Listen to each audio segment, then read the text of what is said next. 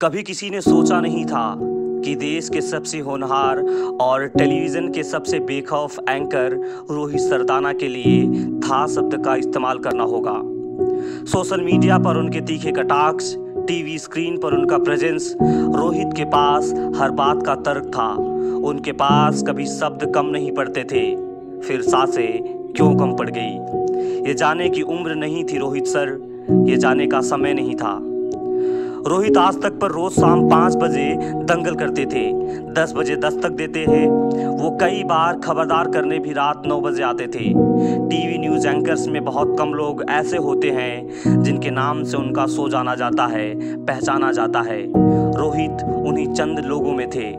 रोहित की खासियत थी कि वो स्टूडियो में हो तो बस सटीक, निर्भीक और सीधी बात दर्शकों तक पहुंचती थी। रोहित के पास अभी अपने करियर में और बुलंदियां हासिल करने के अनंत मौके थे।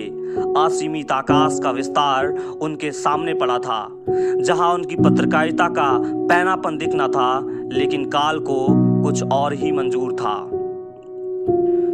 रोहित का शो अब खत्म हुआ है, लेकिन रोहित ने जो कुछ भी हासिल किया, उन्होंने पत्रकारिता को जो तेवर दिए, मुद्दों को बेबाकी से कहने का जो हौसला दिया, उससे उनकी विचार यात्रा कभी रुकेगी नहीं, थकेगी नहीं। देश के ज्वलंत मुद्दे के दंगल में जवाबदेहों से सवाल पूछने वाली आवाज अब सिर्फ यादों की थाती रह गई।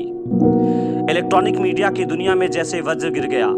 देश के जाने माने और आज तक चैनल के दिग्गज एंकर रोहित सरदाना को काल ने हम सभी से छीन लिया। इस दर्द की कोई इंतहा नहीं है। 42 साल, ये कोई इस दुनिया से जाने की उम्र थी।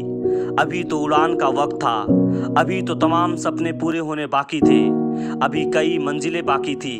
घर में पत्नी, 2 छोटी छोटी बेटियों के साथ रोहित की तस्वीरें, उनसे जुड़ी यादें। आज तक की बुलंद आवाज थे रोहित सरदाना।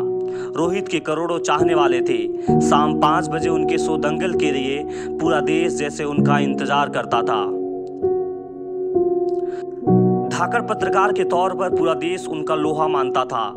कभी झुके नहीं, कभी डिगे नहीं, सवाल पूछने में कभी हिचके नहीं, कम से कम शब्दों में, कभी कटाक्ष के रूप में, तो कभी सीधे सीधे सवालों से उस सबको अपना मुरीद बना लेते थे।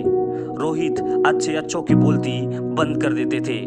रात 10 बजे के शो दस्तक को रोहित सरदाना ने एक नया आयाम दिया।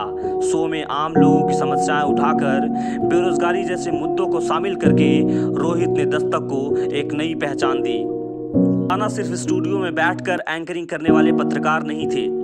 जब भी देश में कोई बड़ी खबर हुई, रोहित हमेशा ग्राउंड जीरो पर पहुंचे, वहीं से रिपोर्टिंग की, वहीं से शो की एंकरिंग भी की। रोहित सरदाना के सवालों पर देश के बड़े बड़े दिग्गज नेता भी कई बार असहज हो जाते थे। रोहित सरदाना आज तक की आवाज को बुलंद करते रहे। तमाम पुरस्कार और सम्मान से वो नवाजे जाते रहे।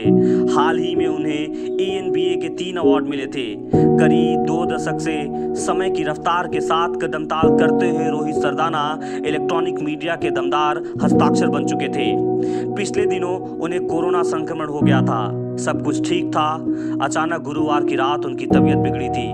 उन्हें नोएडा के मेट्रो अस्पताल में ले आज रोहित सरदाना हमारे बीच नहीं है, लेकिन अपनी धाकड़ पत्रकारिता के जरिए उन्होंने जो अलग जगाई थी, उनकी वो आवाज, उनका वो अंदाज जमाना सदियों तक भुला नहीं पाएगा। करोड़ों दिलों में रोहित सरदाना सदियों तक धड़कते रहेंगे। रोहित ने सवाल पूछने में कभी कमजोरी नहीं दिखाई। उन्होंने व्यवस्था से जनता का सवाल उठाया।